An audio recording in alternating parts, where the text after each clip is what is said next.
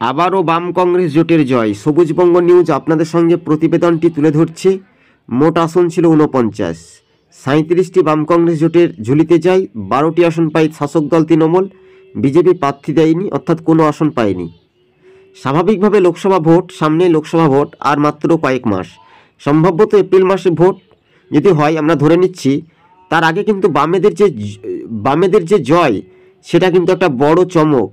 কিন্তু বাড়তি অক্সিজেনে ধাক্কা পাচ্ছে শাসক দল তৃণমূলের যুবরাজ।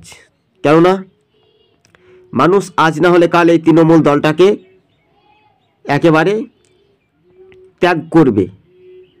যে তৃণমূলের সাংসদ, প্রাক্তন সাংসদ আমরা ধরে নেব মহুয়া মিত্রর কৃষ্ণনগরে, সেখান থেকেই বড় জয়ের চমৎকার, মুখে হাসি, মুখে ভরা একেবারে তেজ ভরা মন। শাসক দলের যে দুর্নীতি, যে তৃণমূল যে দুর্নীতিটা করে রয়েছে বাংলায়, তার প্রভাবে কিন্তু তাদেরকে ভোটে হারালো, অর্থাৎ সমবায় সমিতির নির্বাচনে। যদি আমরা দেখি কোন ঘটনাস্থলে আমরা এই প্রতিবেদনগুলো তুলে ধরছি, আপনারা একটু ভালো করে নজর দিয়ে প্রথম থেকে শেষ পর্যন্ত শুনবেন।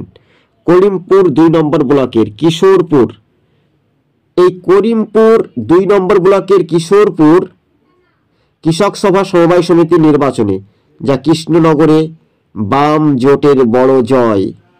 এই সমবায় সমিতির নির্বাচনে আবারও বামেরা রেকর্ড মার্জিনে জয় হয়েছে, যা শাসক দলের রাতের ঘুম। এমনকি ব্লক এবং জেলা প্রেসিডেন্ট তাদেরকে টাইট দিচ্ছে, নাট বলে টাইট। কেননা ভোটে হেরেছে। কেন হার হলো?